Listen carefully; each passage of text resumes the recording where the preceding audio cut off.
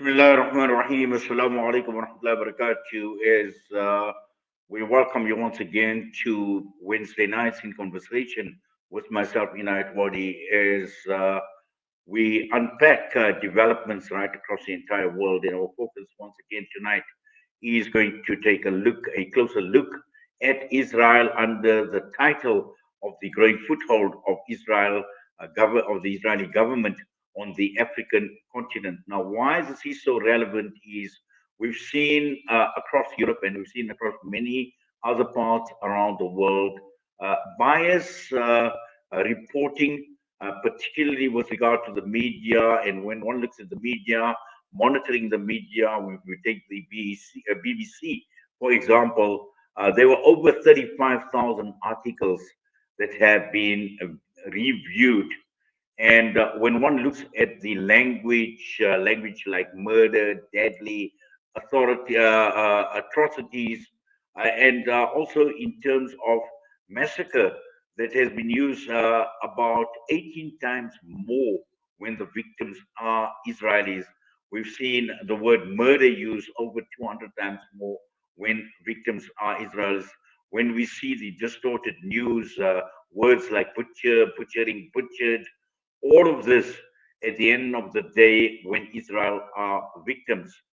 And with all the propaganda and the failure to report on the facts of the genocide that is playing out in Gaza, this again tells us, it actually speaks volumes with regards to this genocide that has been unfolding, the genocidal rhetoric that has been repeated by the Israeli leadership. Very little has been reported.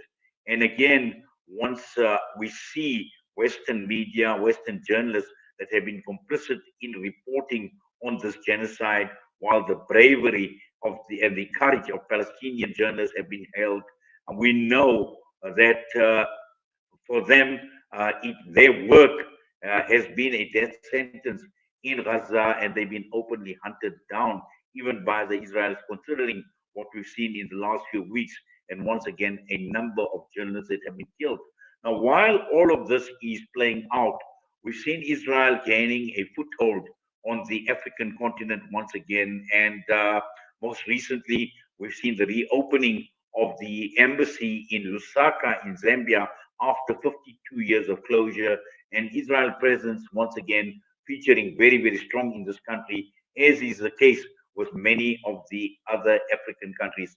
Now, this is of concern to many a journalist on the African continent, and this is the reason why tonight we are looking at this topic with my guest, Azad Essa, who is an award-winning journalist and an author, Ireti Bakare-Yusuf, award-winning Nigerian broadcast journalist, and also Mariam Jooma Carikci, who is an author, a researcher, and an analyst. So it's time now to welcome all our panelists this evening onto the show, and to all of you, to Mariam, to Azad, and to Ireti as well. Assalamu alaikum, welcome, and we do appreciate your time with us this evening. Good evening. Azad, I'd actually like to begin with you because I think this is such a crucial topic that we are talking about, and the African continent in particular is a continent that has been riddled with problems. It's been a victim of colonization. It's been itself a victim of massacres, of genocides, and all of that put together, and entertaining a genocidal regime like Israel. And for a long time, we know apart from the European colonizers who have been on the continent, there is just so much interest on Africa, on the continent in particular, and to gain a foothold. And we know for a very, very long time, Israel has been working on the continent. Many other countries, apart from Zambia, that have now entertained and reopened the embassy. There are countries even on the African continent that have normalized relationships with Israel.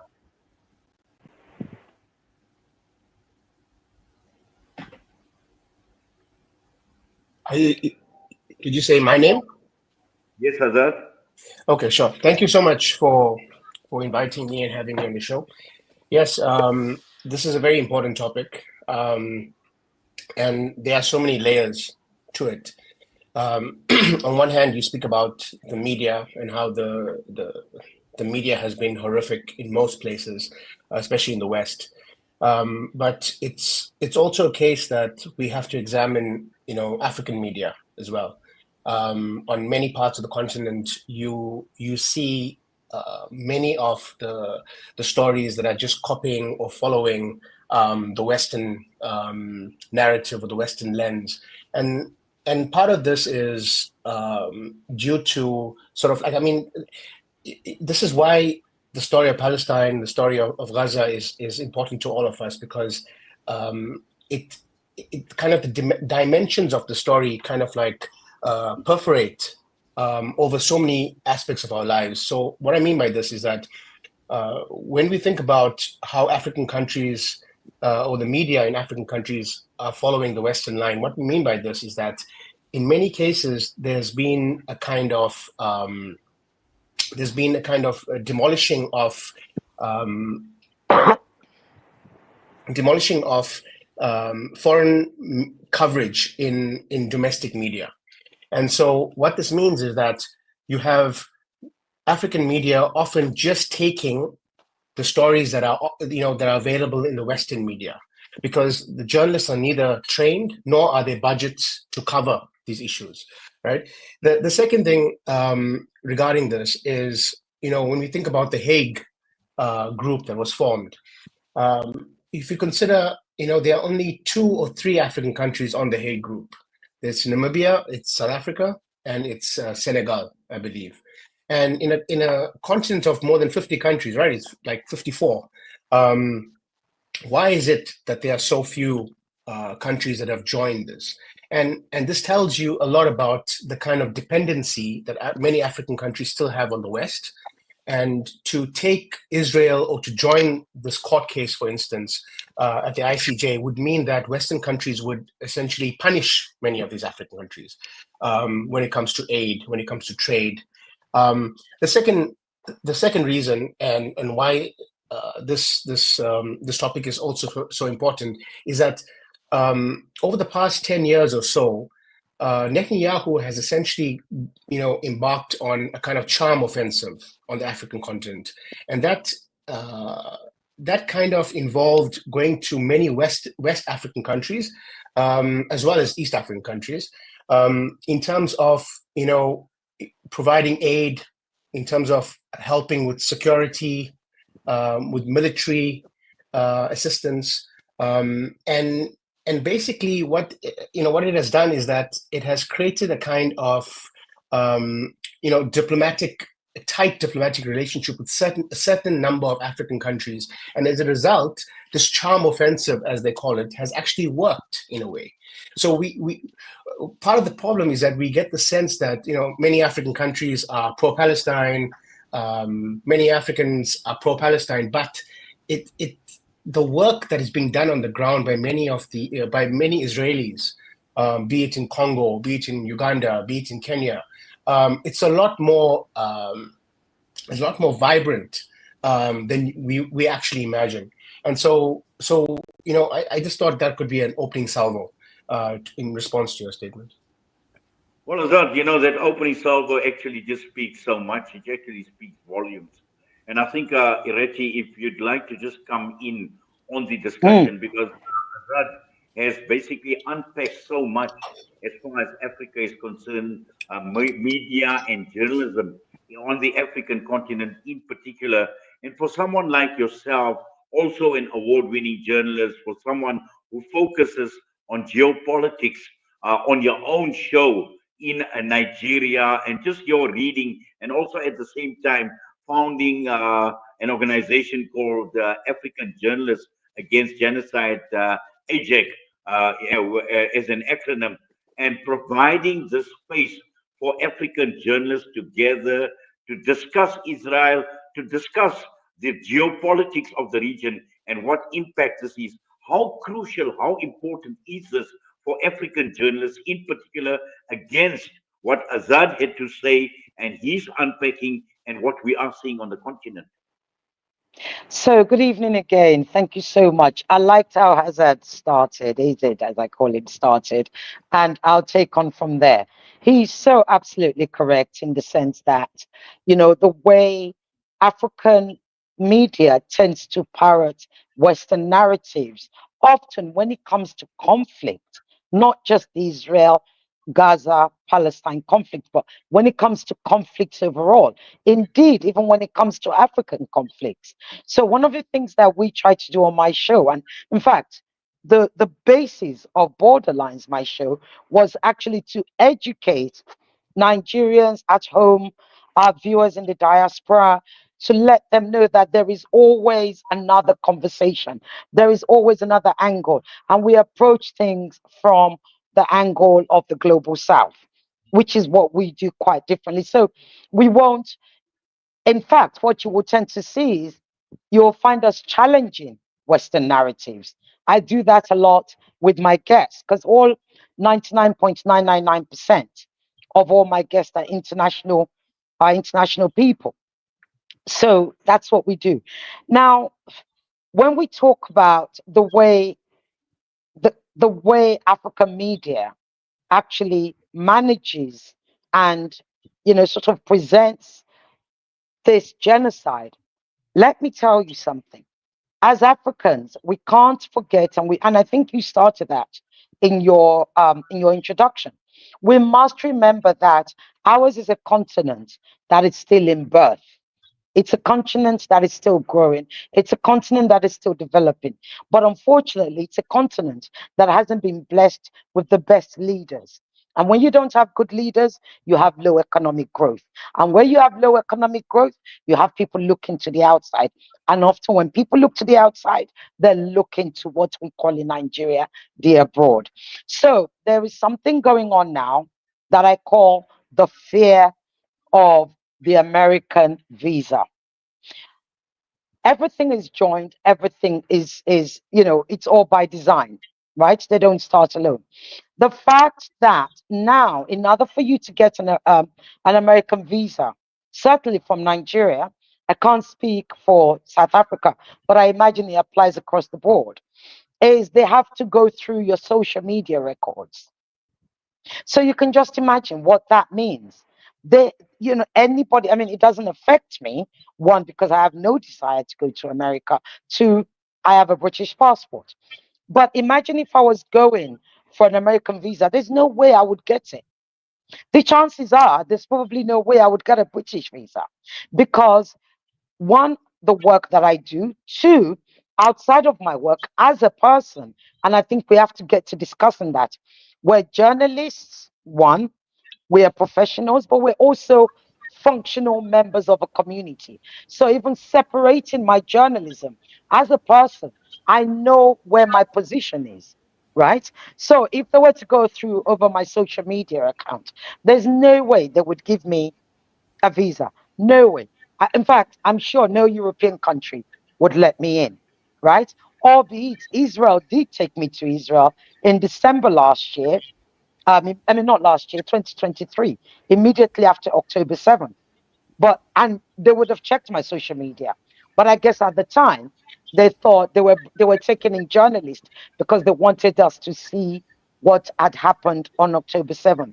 So there's that. So that's number two. Number three is the fact that when I created AJAG, yes, it was seeded by my anger, my fury, my pain about the death, the murder, and the assassination of Hanas and all his colleagues that were killed 2 weeks ago. Indeed, the killing of Palestinian um, journalist. It's something that had always infuriated and annoyed me. But with Anaz, it was different in the sense that I had gotten so used to seeing him that when the person on TV becomes your son, your brother, it becomes so familiar that you feel you know them. We all know what that feels like. We're journalists, people get to know your work and they feel they know you. That's how I felt about Anaz. So once that happened, after the tears, there always needs to be action. And that's why it occurred to me that I'm certainly not the only person feeling like this. Number one. Number two, let me put the word out. If African journalists want to join me in the video campaign, and indeed, it was, it was overwhelming. Um, but number four is that what became also critically important, and that's the possibly the point of your question, and to sort of underscore what AZ has said. What becomes critically important is that 9 out of 10 times, the narrative globally in any part of the world is often shaped by what is being said by either Western people of, our Western journalists or analysts or whatever. People were forgetting that Africa also had a voice. Indeed, South Africa led the whole world to take Israel to court in the ICJ, and everybody else couldn't. But after that, everybody forgot that Africa, you don't invite Africa into the conversation. Indeed, Palestinians may not have known that in Africa there was a lot of work being done by excellent journalists, both on a higher level, on an individual level, on a street level. All of that, the reasons that are created African journalists against genocide. Our objective is not just going to be for Gaza, but of course, there's always a catalyst for everything. Indeed, for everything I do. That's why I'm always able to explain what seeded it.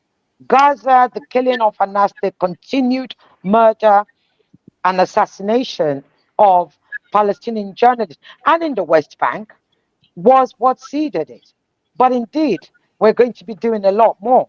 So I don't know if I've answered your question, but I think I took it from where Azad left off and all the way to Ajag.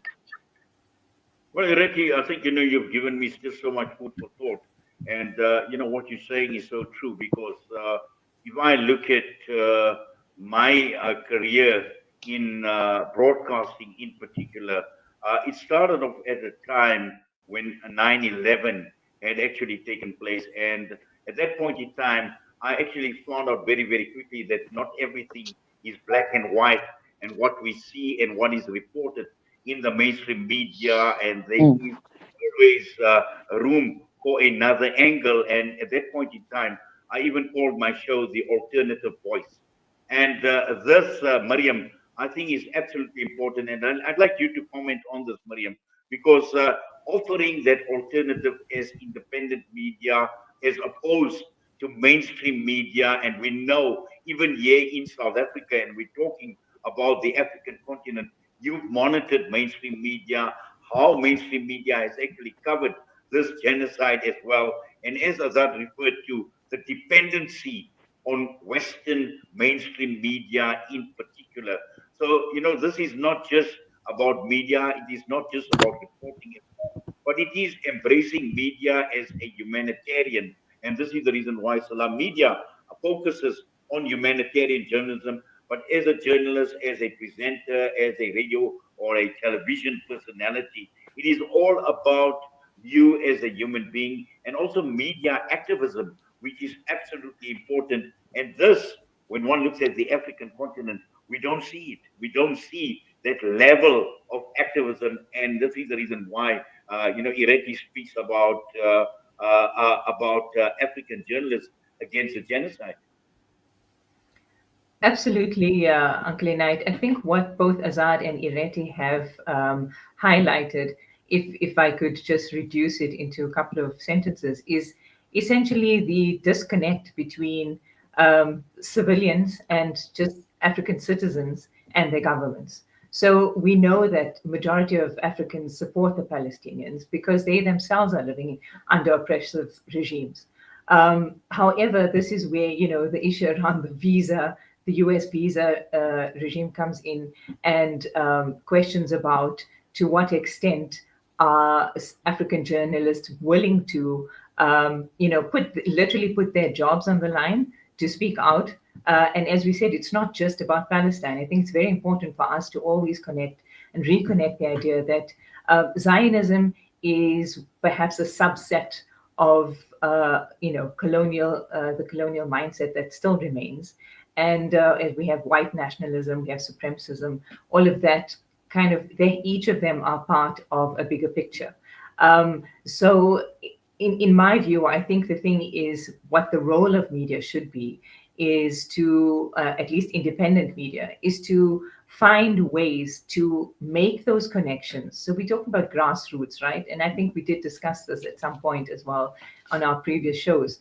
It's about looking at how does the monopolization of utilities, for example, in African countries by multinationals, how does that affect the ordinary person in terms of the amount they have to pay, how much access they actually have to basic essentials, which is either healthcare, education, water, and so on.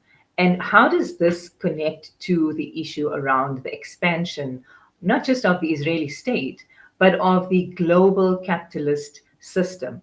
And it sounds, perhaps overwhelming to think that, it's us versus this entire economic system. But I think it's very important, especially if we want to access, as Ireti has said, the youth that make up, the predominant proportion of this continent, are youth. If we want to be able to connect with them, and overcome this, what we say, the unlucky scenario of having bad leaders, we need to be able to make those links. And I think independent journalism is critical here. And film festivals and so on are wonderful, but what we need to do really is to capacitate and to bring that down, to the community level. So South Africa is very fortunate to have this community radio stations and so on, which I think when it was just launched was, almost revolutionary for us. If you think about Bush radio in the past and what role it played. But in today's, in the current context, we need social media training. We absolutely need, our youth to have access to that. And then also to breach the divide of the language barrier. So Ireti often points out on the group on the African Journalists Against Genocide that we need translators, we need somebody to translate into French, and obviously there's Arabic. So we have to be mindful of these things as well as African journalists. And I think it speaks to so much more than just the concept of unwillingness to cover an issue. It really ties in with the class changes that have happened, phenomenal class changes over the past 2 decades in Africa. So where we're seeing, the replacement basically of the elites, where those who were once revolutionaries are now in power. And we see that, in South Africa very clearly. The appetite for really projecting the revolutionary cause or freedom as such for oppressed people becomes, it's something that's good for voting for the election season. And after that, we don't hear about it. So essentially, the power needs to come back to us, or at least we need to take it. And we've seen this. We've seen it on in the scale that we've never seen before in Europe, in the US, all over. I mean, Australia, all over the Western world. Citizens are taking the challenge.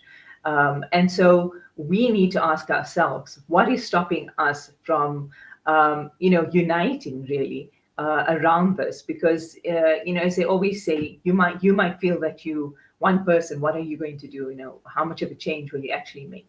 But obviously, as a collective, there's a lot that you can do.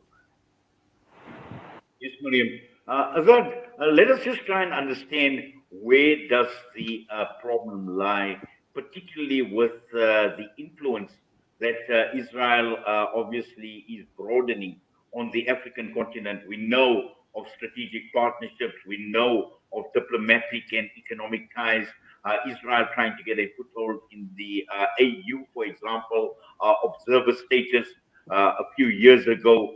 With all of that actually playing out, we see this influence growing, the latest being Zambia, but we also know that there are many other countries like Ethiopia, Chad, Sudan, a country like Morocco that has formally normalized its relationship with Israel. And just to understand what are these African countries actually looking for, and what should media be aware of? I know Ireti alluded to governments, to the leadership on the African continent, becoming almost dependent on these strategic partnerships and what Israel actually has to offer them, and so that they can actually now start normalizing their relationship even after 52 years in Zambia, where we've seen this grand reopening of the Israeli embassy was much painful. Yeah, I mean that's a big question. Um, it one has to if I had to zoom in on one particular point, and that would be arms sales. And there's a lot of arms sales taking place between Israel and many African countries. Um, Israel and Morocco normalized ties, as you said, and they also formalized a kind of MOU for intelligence sharing, joint military exercises, and also kind of other kinds of defense cooperations. The same can be said about Kenya and Uganda. They've also signed agreements a couple of years ago, just before this genocide started, to kind of cooperate on cybersecurity, for instance. Then there's Congo, that has deep ties with the Israeli state, and they actually employ private Israeli firms, one particular private Israeli firm to assist, um, with the presidential security. So what I'm trying to allude to is that, and this kind of buttresses with Mariam's point in particular, is that when you have this big gap between the state and governance and the people, then the state tries its utmost to kind of protect itself from the people. And Israel is one of those countries that is an expert in kind of creating buffers for the state against the people, right? And I'm talking now in terms of the Palestinians. So that's why they call it the Palestine Laboratory. So you have these people and you have a state that sort of creates a buffer around it, to protect itself, right, from democracy, essentially, right, from the right of people to self-determine. And that kind of experiment that they play out in Palestine is then exported to other parts of the globe. And Africa is one of these places in which you have so much of corruption. Unfortunately, there's many countries with corruption, right? It's not like only Africa, but you have so many of these African leaders that are now importing this technology, because when you import a technology from Israel, you're not importing a weapon that points and shoots. You are importing a methodology of governance, a method of controlling people, of suppressing people, of repressing them, right? Of ensuring that dissent is quashed. And so this is kind of what we are facing right now, in that you have countries like South Africa, which, with all its faults, right, with so many faults, right, it still has some idea of, like, trying to be a kind of positive player, right, in terms of its ideals, right, foreign policy ideals, even though it's very contradictory, because it's also playing around in East Africa and Central Africa as well, Congo and Central African Republic. But there's still this idea of being an anti-apartheid kind of like body as such, right, to keep that alive. Namibia also. And then when you consider other African countries in which there's where democracy is a little bit thinner in a way, then these Israeli states are able to, kind of entangle themselves with these leaders. And you think about Gabon, think about Togo, think about Central African Republic.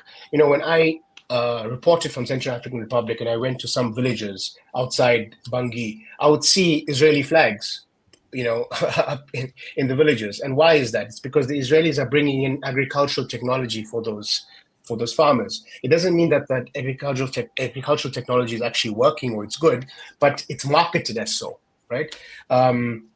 And so this is kind of the dimensions that we are facing here, in that as democracy kind of, the ideals of democracy kind of like thin around the world, like as it becomes thinner, as it dilutes, and you have authoritarian leaders rising, then Israeli methods become a lot more attractive. And so this is what is exactly taking place on the continent. Well, what you're saying is very true in terms of the leadership in Africa. And once again, Ireti, we speak of this disconnect between the leadership on the African continent and the people on the ground. And if we just look at Palestine as an example, and I think there have been many other examples, there have been many other genocides also on the African continent where we find that the leadership has actually turned a blind eye. And also to the extent that, we speak of Zambia, for example, this is a country that has actually banned Palestinian protests in the country since this genocide had actually started. So it comes as no surprise that this strategic partnership and this reopening of the embassy has taken place. But again, looking at the role of the media in highlighting this disconnect between the people on the ground and the government. What are some of the issues? What are some of the constraints? Is media being gagged on the African continent by the leadership? We know we talk about the freedom of media, we talk about freedom of speech, we talk about freedom of the press, we speak about democracy, but all of this on the African continent, where we see quite a diverse style of government, a diverse style of leadership, even on the African continent. Phew, that's a lot.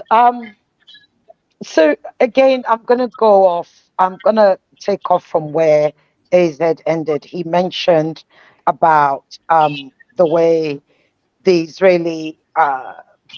Israel, if you like, has spread itself and seeing, Israeli flags. I think before we talk about that, we have to go back to Israel in Africa and Israel coming into Africa.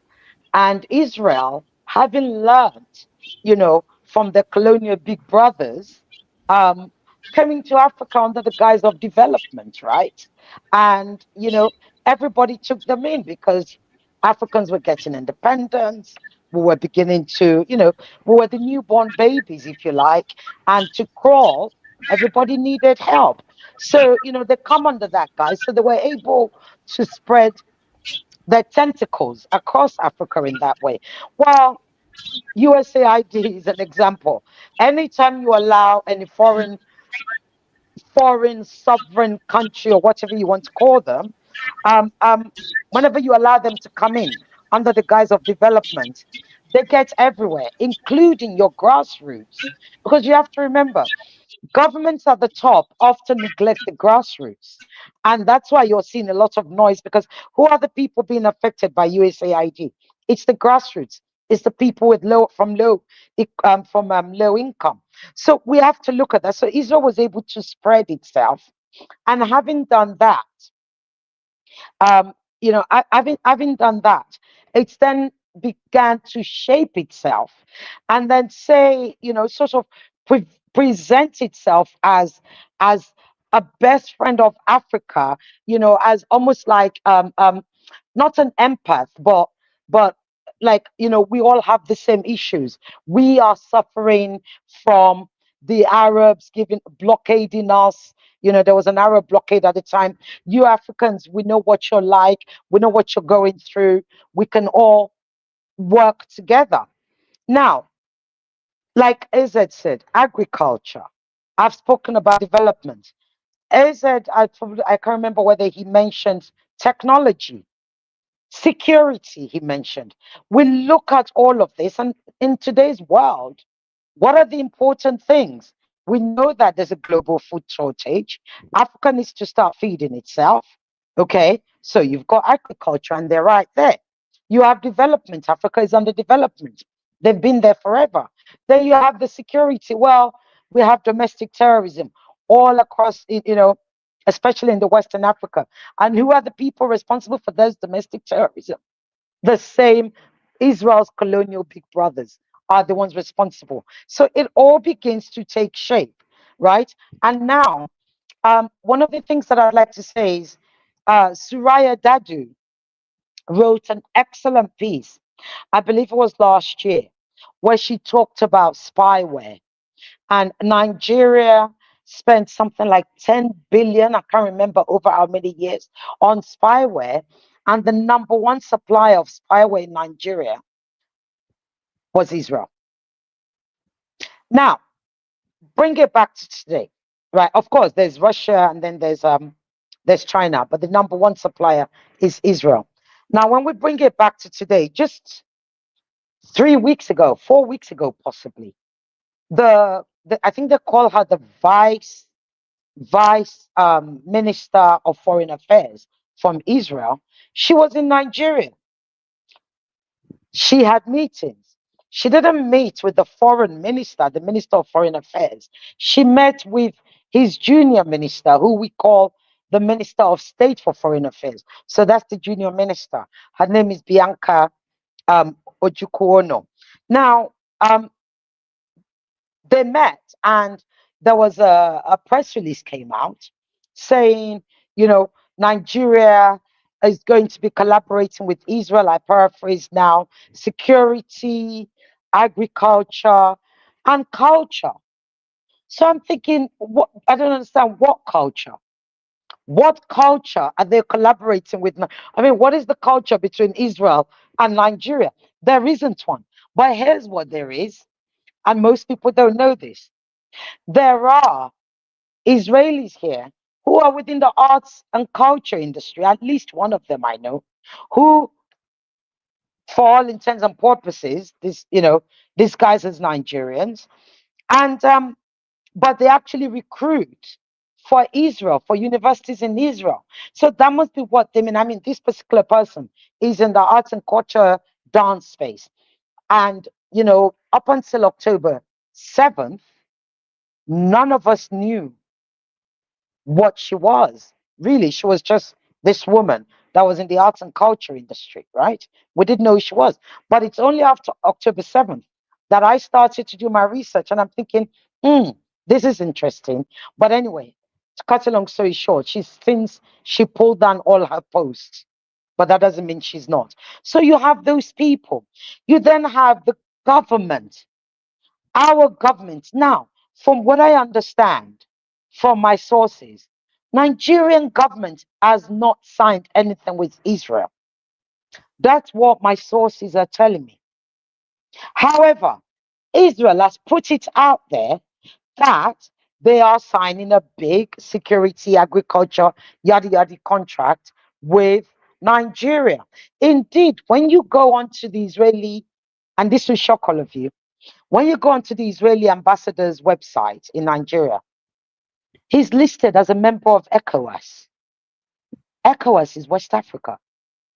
What is Israel doing in ECOWAS? Israel was actually expelled from the AU just a few years ago. I believe it was even Nigeria that spearheaded that expulsion. So I don't understand, but there's clearly some sort of machinations going on as to how to get back into the fold with Africa. Well, Nigerians, I can speak for. We're a funny kind of people. Those who have voice and are unafraid to use their voice are anti Nigeria signing any pact with Israel. Indeed, there's been many articles that has come out since that meeting that Nigeria must not get involved. Nigeria cannot afford to actually sign any sort of contract with Israel at a time when the world is actually, pulling away from Israel. But alas, we wait and see. So going back to what we were saying, I'd like to leave us with this. When Ben Gurion talked about Greater Israel, he didn't just mean Greater Israel in land, because a Greater Israel is going to need economy. They're going to need economic growth. Unlike the colonial big brothers, where do they come when they want to steal from the land? They come to Africa. So Israel is coming back. Whatever partnership it's doing, yes, part of it is to do with this possible expulsion, ethnic cleansing of Gazans to Sudan. But beyond that, the Israeli economy has gone through hell. The Israeli economy is not strong. It's extremely weak at the moment, in spite of what they're saying. Indeed, the Israeli economy knows that they need external foreign trade. And where do they need all the minerals, like everybody does. right? They present themselves as experts in agriculture. Well, so are the Palestinians. But in Nigeria, the Israeli ambassador in Nigeria went round soon as the Palestinian ambassador left, and there was a sort of void in between replacing them. The Israeli ambassador went on a what do you call it, on a tour, selling Israel as the best agriculture partner. So back to where I was going, just so I'll shut up. Israel needs business. Africa, just like the times when they divided Africa in the Berlin meeting, I can't remember the exact words. It is always, always, always a business plan. Africa is their business plan. What we as Africans must do is to ensure that business plan is not successful. I'll leave it there.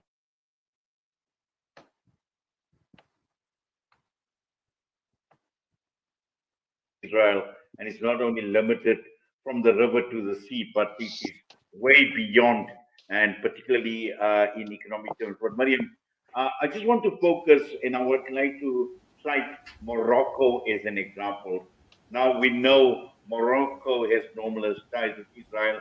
Morocco in itself is an occupier of the Sahrawi people, Western Sahara as well. And I know, you wanted to obviously highlight this normalization and what it meant. Despite we see the sentiment on the ground in Morocco, vehemently opposed to this genocide, but yet this is a country that we least expected to actually normalize ties with Israel, yet they did.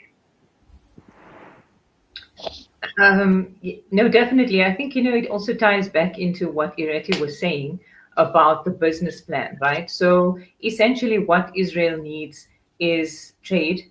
And what Africa wants, of course, is also investment. But we have to look at, just before we move to Morocco, I think, we're not really understanding to what extent the Zionists are so close to home. And we need to look at, for example, Lesotho. Last year, 2024, which is, amidst the genocide, there was actually a summit held in Ethiopia, Africa-Israel Summit, in which, countries, including Lesotho, attended. So it was Ethiopia as the host. Then you had Ivory Coast, Seychelles, Gabon, and Guinea-Conakry, and Lesotho, as I said. And essentially, what they did was to bring parliamentarians. So you're having parliamentarians as people who are involved in the making of legislation in the domestic context of those countries, who are engaging with the Israeli state, as development partners. And what they had to do initially, or at least what the aim of that summit was, according to the reports, was firstly to affirm Israel's right to exist, and then to declare that Jerusalem would be the capital, the undivided capital, importantly going against the UN resolutions, and also to enhance bilateral cooperation. So what we're seeing here, if you look at it from a political lens, the analytical lens, what they essentially are trying to do is what the colonialists have always done, and that is to divide. So instead of going through the UN or going through blocks that are established like the AU, which has a strong and pro-Palestinian sentiment, what they're doing is bilateral trade. So you essentially bypass the regional blocks, and you then say, look, it's between the two countries, these are our terms, and it's favorable because we can provide you with A, B, and C. And as was mentioned before, a lot of it has to do with military agreements, but also tech. Drone technology is now the way things are going. And we mustn't, underestimate the extent to which drone technology has actually exacerbated the conflicts, particularly in Sudan and in the DRC. And the Sudan is actually a very good example because Israel is supporting both sides. How? Because they support the UAE, and they also have a very strong relationship with Egypt. And Egypt and the UAE are supporting the opposite sides, the SAF and the RSF. So essentially, what Israel is doing is basically just covering all bases so that it would still have access to the minerals in Sudan. And we know that the RSF in particular have been funding the war through the smuggling of gold through Darfur, out of Darfur to the UAE. So basically what it comes down to is this business plan.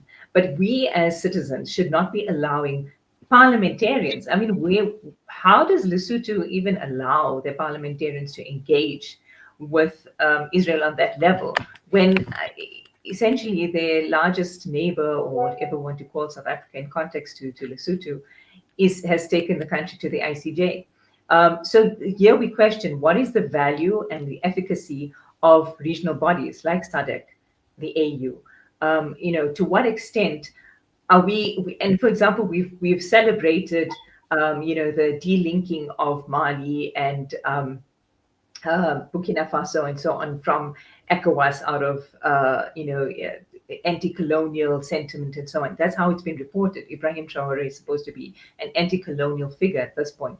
But why are they strengthening ties with Morocco? Why have they recognized Morocco's occupation of the Sahrawi as legal? So, there's a lot that's going on here in the sense that Africa needs to find ways in which it can actually coordinate intra-trade. And that is the key. So we have to look at alternatives to the Chinese, alternatives to the Russians, alternatives to the US and to the EU, and look at intra-trade, intra-Africa trade. And if we look at Asia and how that's worked as a model for Asia, it's phenomenal. And so, again, like I say, we need to look at what's happening closer to home. And that's also where Christian Zionism becomes a very important and actually critical element. Because why would Africa be receptive to Israel if it was not couched in the biblical language that it is at the moment? You have the president of Malawi saying, these countries that are those who are part of this initiative know the deserts of Africa will bloom again when they start blessing Israel. So you're willing to partner with the genocidal state so that your deserts can bloom while olive groves and Palestinian water access is being denied.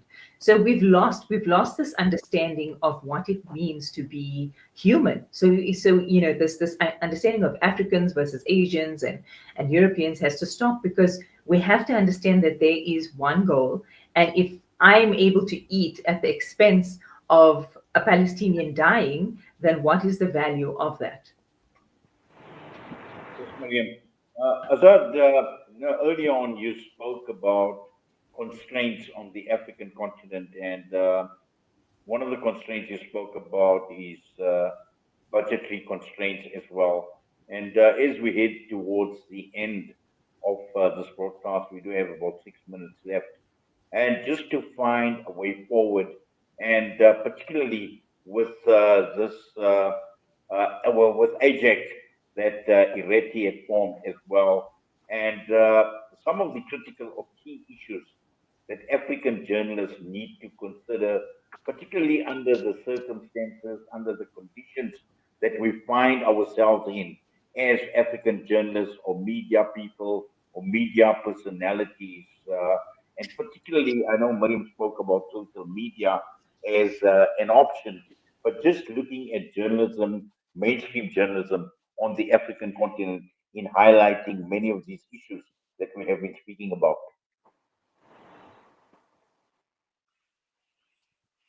Again, a good question, but a big one. You see, there are so many dimensions to this again, and one has to consider, as Ireti said, about the history of Israel's connection with the continent, and how it came in originally. And those kinds of things can last for a long time, for more than one or two generations, right? The people coming in and essentially presenting or projecting themselves as helping, right? And that takes a long time for people to sort of like remove. And you think about the USAID, right?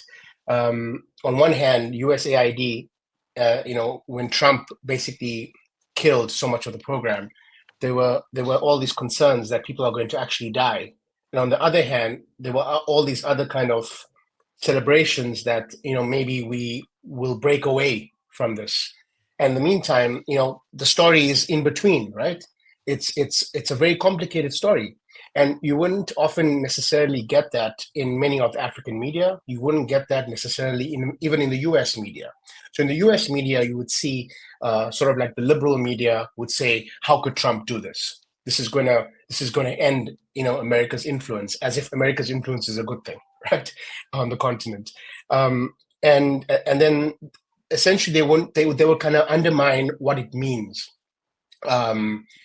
In terms of what the USAID actually meant for Africa and how it created this dependency, including other kind of adjacent programs like the Bill Gates Foundation and all of these kinds of things, right? So what I'm trying to say is that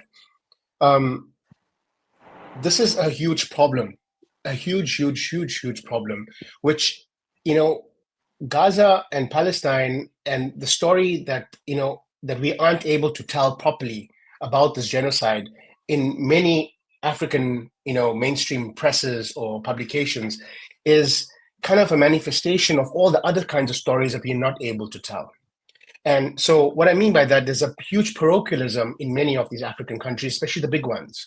So, okay, Africa is not a country, right? We know this, right? So not every country is the same. Mariam also kind of alluded to kind of like the community media, right? In places like we have a great sort of ecosystem of community media in South Africa because of the availability of funding and other kinds of resources. But other African countries don't have that necessarily. But what I mean is that if you think about how South Africa covers the rest of the continent, it's just as bad. It's just as bad as how they cover. In Nigeria, Central African Republic could be on Mars for most of South African publications. This is the truth, right? So when you think about Gaza, it's only natural that they're going to take what they're being told is the truth, because they don't know any better. And so much of our education, our curriculum, the Holocaust Center in Cape Town, I just did a story about that. They have their tentacles, and I hate to use that word, but it's true. They have sort of their tentacles in the curriculums in our education department. So that creates a kind of cover, for Israel, and it kind of undermines all the other kinds of things that are going on the continent. So, for me, like it's very hard to see a silver lining. However, meeting people like Ireti and conversing with people like Mariam, especially on this sort of this new group, African Journalists Against Genocide, creates the possibility for more connections and creates the possibility for more interactions and swapping of information, and also kind of getting more like-minded journalists together. Because part of this is that a lot of the time, sort of, and I'm sorry for taking up so much of your last few minutes, but this will be my final point. So much of the time, when young journalists are spotted in many of these countries, they are plucked out and taken to the US, taken to the UK, taken to Europe, and they are trained in those ideals. And then they come back, and if they have a Harvard degree behind them or some other kinds of, Stanford journalism training, then they get to dictate the terms locally, when actually they're just coming with a very flawed way of looking at journalism, looking at the continent as well. So maybe if we are able to kind of cultivate these closer ties between us, as Mariam said, like, having closer intra-trade instead of inter-trade. So in the same way, journalists talking to each other on the continent more, perhaps you are able to identify stories in each other's places as well as in ourselves in a better way. Yes, Azad. Ireti, in fact, I know Azad actually answered part of the question that I was going to raise with you in terms of AJEC in particular. And we know there have been certain aims and objectives in the formation of this group, but also in terms of what you're hoping to achieve in terms of outcomes. What would some of those be in the short term, at the very least? I think I'll talk about the ambition, because they say dream big or go home, and we're already at home. So I'd rather talk big. And you saw me nodding my head throughout when Ajak was speaking, when Miriam was speaking, because You know, it's so unusual and it's so beautiful and it's so encouraging and empowering to be in the presence of fellow Africans who get it, who connect, who know, who study, who are unafraid to say it as it is. And that for me, Ajax gave me that, right? Not from anywhere else. So I'm going to leave you with this: the ambition. It follows with what Miriam said. So I'll start from Miriam. Miriam's talked about intra-Africa trade. Yes, AFCTA. AFCTA, that needs to be fixed. That's the Africa trade, whatever it is they call it. So AFCTA, that needs to be fixed ASAP. Number one. Number two, visas. Visas. Why are Africans still getting visas to go to each other's countries? It doesn't make sense, right? We all know that everybody has to keep their sovereignty. So coincidentally, and I have to say this, there's been there's a Ghanaian group, incidentally, who are on an expedition to 37 African countries to promote a visa-free Africa. I've been working with them. They literally just left Nigeria, right? And that's important. Number three, real. When we're talking money, when we're talking business, when we're talking AFCTA, when we're talking doing inter-Africa business, we don't need to go by road. Why do we not have connecting rails? But the biggest ambition for me with AJAG is for us to actually collapse the borders. And we're collapsing that border in that group. All the borders. So, if something is happening in Uganda, we can literally say, right, everybody, this is happening in Uganda. Something happened in Nigeria the other day, right? Miriam, AZ, I put it on the group. People were sharing it, right? It was headlines. So we're no longer isolated from each other. The fragmentation that was created that suits all the colonialist and the imperialist plans, and of course suits Israel and all of their big brothers' business plans. That fragmentation is what we're going to kill with AJAG. Indeed, we need to somehow, and I'll end on this because they kept mentioning we've been talking Morocco. Primarily, somehow, and we will achieve this because we have the best people on AJAG, somehow we are also going to bring in our cousins from North Africa because they are the ones that are too far from us. They need to come in closer. They need to know that they are part of it and stop looking outwards. So that's what I would say. Those are my ambitions. I don't think they're unachievable. I think because AJAC is full of communicators and storytellers, I think it's achievable. Yeah. Well, Mariam, I'm going to actually leave you with final thoughts on what we have been discussing until now, and possibly, how do you see the way forward from here now that you have a group like AJEC that has actually come together? If you could unmute your mic, please, Mariam. Sorry. It's so inspiring to be part of this group. I think I had actually joined at a point when I was quite frustrated with South African media and the organizations that are out there in terms of coalescing around Gaza and oppression in general. And I think this is the point that I just want to highlight. There's a lot of self-censorship, and it has a lot to do with, in my view, the false understanding of what Gaza really means. So it's always this two-sidism that essentially comes down to how do we understand journalism? Is journalism supposed to be this thing of presenting both sides so that you have a balanced report? Or is journalism meant to interrogate and speak truth to power?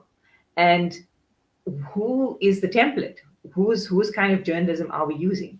So I mean, as a journalism student, obviously we looked at Reuters and the big news agencies for how they put stuff out. In your training, you taught to say, or at least to look for the key issues, and then you have one or two sources to back it up, and that's it.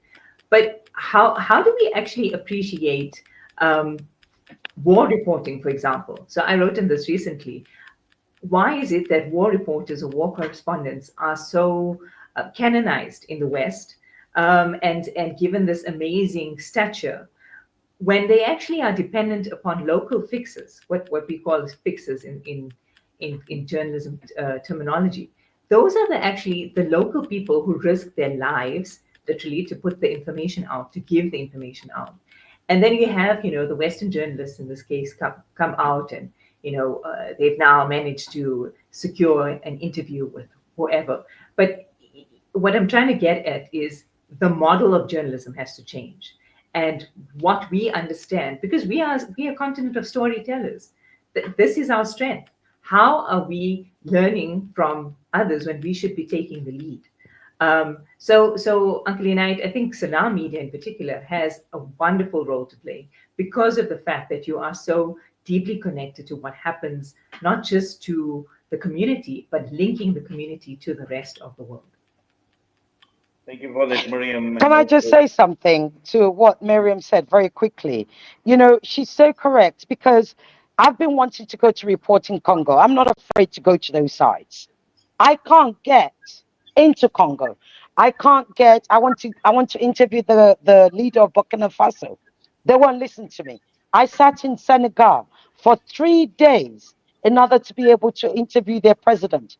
I didn't get access, right? So, but yet, when Israel wanted to take, wanted after October 7th, they asked me, even though I was very harsh, I interrogated the ambassador. He's the one that wrote to my station, right? I've done stories on Congo, on Sudan, on whatever. But why is it that we African journalists, broadcast journalists, I understand those who don't want to go, but I would go. Why is it that nobody wants to take me? That's the question. well, I think it's a very good question and a lot of food for thought in terms of what you actually said, Ireti. And I think, personally, I think at Salam Media as well, we feel exactly the same because, there are a number of leaders on the African continent, a lot that we obviously would like to talk to as well. And unfortunately, without much success. But we need to soldier on. We need to be relentless as well. And I think for me, since it's genocide, had actually unfolded, we knew that Gaza would be determining what a new world order would look like, and hopefully also a new African order, for want of a better term. And this is exactly what we are actually hoping to achieve. But for now, we'd like to thank all of you, to you, Azad Essa, Mariam Jooma Carikci, and also to you, Ireti Bakare-Yusuf. We thank you. We do appreciate you taking time out with us right here on Salam Media this evening. All the best to you. Assalamu alaikum. Thank you for having me. Yes, that brings us to the end of another edition of uh, In Conversation with myself, Inayat Wadi. And I think this is an extremely important conversation to have, particularly looking at us in Africa, in a continent that has been riddled with the ugly face of colonialism, of occupation. And we've just seen so much take place. And yet we find Israel making inroads, exerting its influence through diplomatic, through economic ties, and also more of that, in fact, is actually glaring. It's standing out in the open where it is making inroads at a time when it has become a country that has been seen as a pariah state, a country that has been despised by many on the ground right across the entire world, millions upon millions of people through this most brutal, savage genocide that we have seen in the last 2 years or so. Yet we find strategic partnerships being formed, and we find countries on the African continent who have been victims themselves embracing Israel and its greater agenda for the African continent.